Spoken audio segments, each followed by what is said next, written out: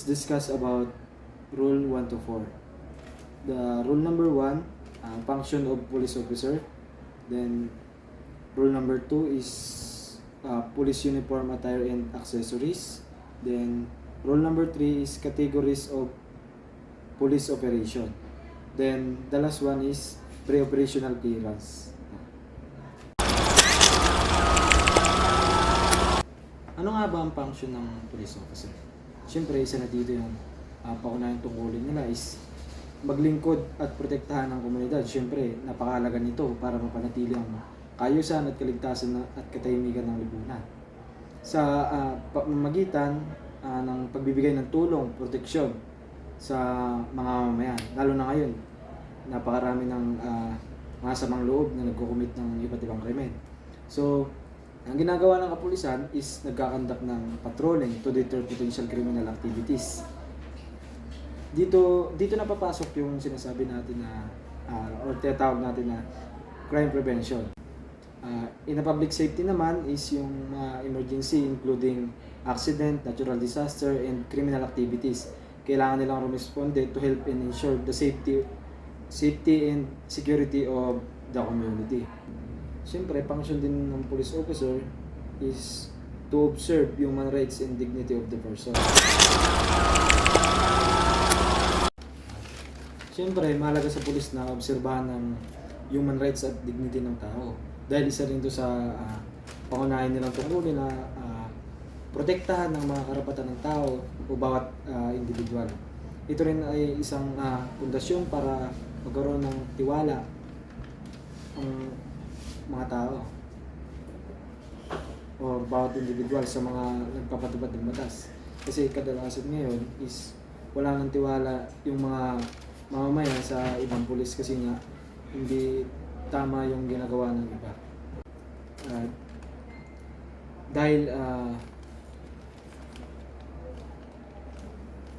Dahil ang mga paggalang sa karapatang pantao ay isang way din upang mapanatili ang kaayusan ng lipunan na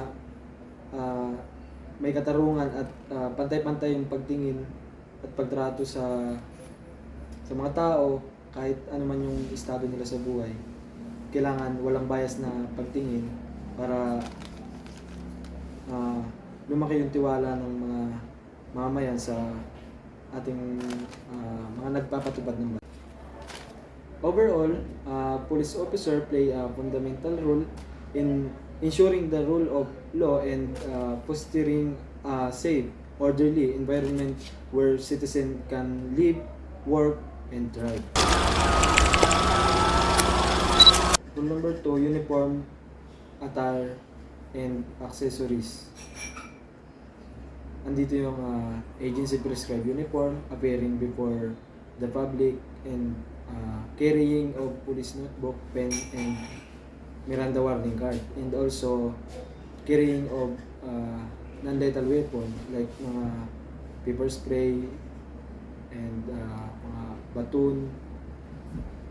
Agency prescribed uniform. Ito yung identity nila o pagkakalanlan at nakadepende yung kanilang uniform sa gagawin nilang operation na kung anong operation meron sila. Appearing before the public. Kapag lumalabas yung pulis sa publiko is karaniwan natin nakikita na nakasuot sila ng official uniform para ipakita na bahagi sila ng pampublikong serbisyo. Carrying a police notebook and Miranda warning card. So bakit nga ba mahalagang pagdadala ng police notebook and Miranda warning card?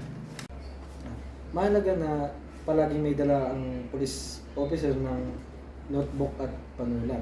Siyempre, mahalaga ito para sa paglista ng mga mahalagang bagay o impormasyon tulad ng details ng mga incident, mga pangalan at mga statement na pwedeng gamitin o kailanganin sa investigation o sa korte. Kaya mahalaga na may dala palagi ang police officer na police notebook para maisulat agad yung mga mahalagang impormasyon sa oras ng pangyayari.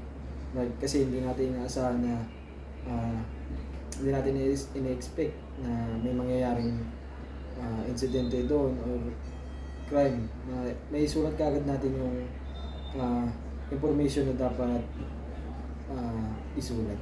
Miranda warning card naman is mahalaga ito upang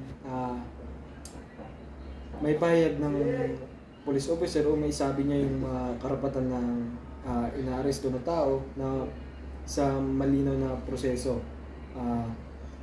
Nakatulong dito sa mga pulis para makaiwas sa pagkakamali sa pagbigay ng Miranda rights na legal sa proseso ng pag-aresto at para mapanatili o ma-preserve ang bisa ng ebidensya na nakukuha sa susunod na investigation. Ang tools na to is essential sa daily operation ng mga pulis at para masiguro na ang kanilang mga gagawing action is naaayon sa batas. It's very important to carrying non-lethal weapon. Dahil isa ito sa option ng pulis bukod sa paggamit ng baril. Dahil minsan hindi naman kinakailangan ng baril. Dahil minsan hindi naman nagpapakita ng imminent danger yung offender. Police operation. Public safety operation. Bakit nga ba mahalaga ng public safety operation? Mahalaga ito para mapanatili ang kaayusan at kaligtasan ng publiko. Ginagawa ito ng mga kapulisan para bantayan yung mga lugar na may mga potensyal na panganib tulad ng krimen, terorismo o kalamidad.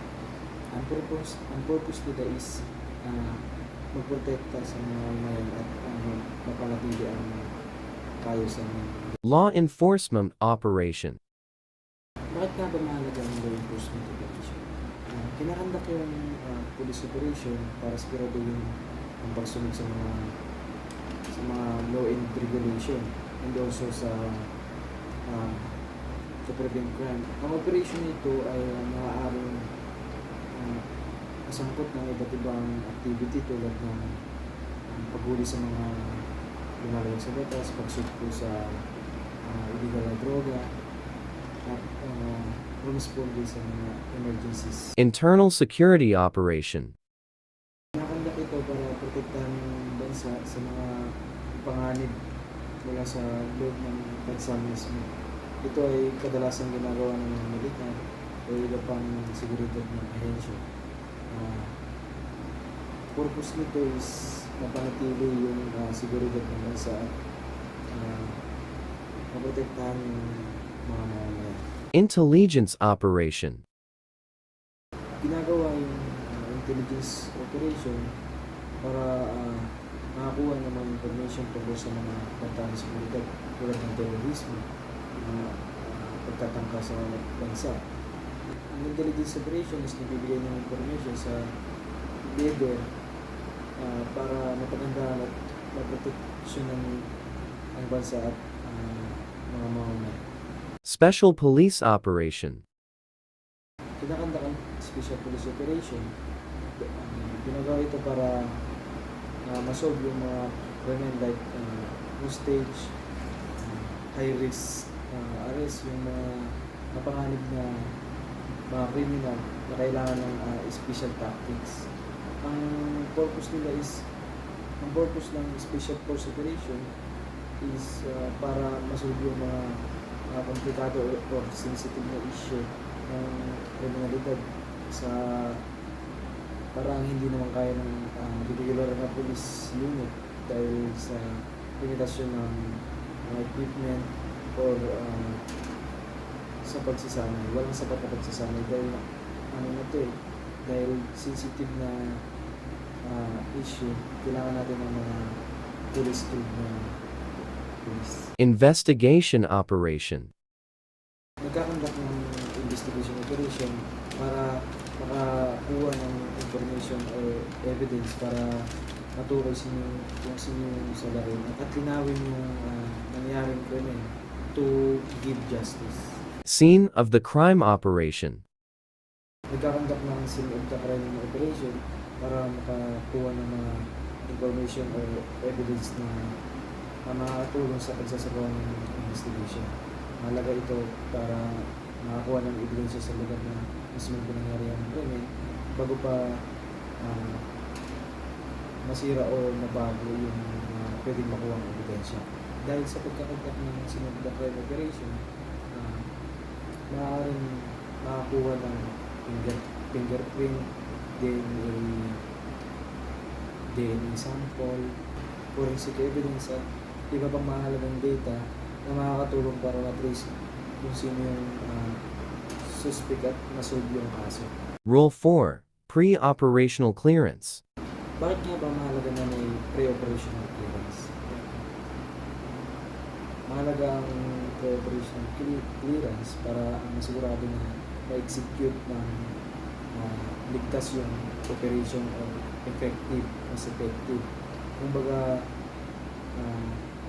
pagpaplanuhan muna bago isagawa yung operation. Overall, pre-operational clearance is essential for ensuring that an operation is well planned, legally compliant, and conducted in a manner that prioritize safety, efficiency, and ethical consideration.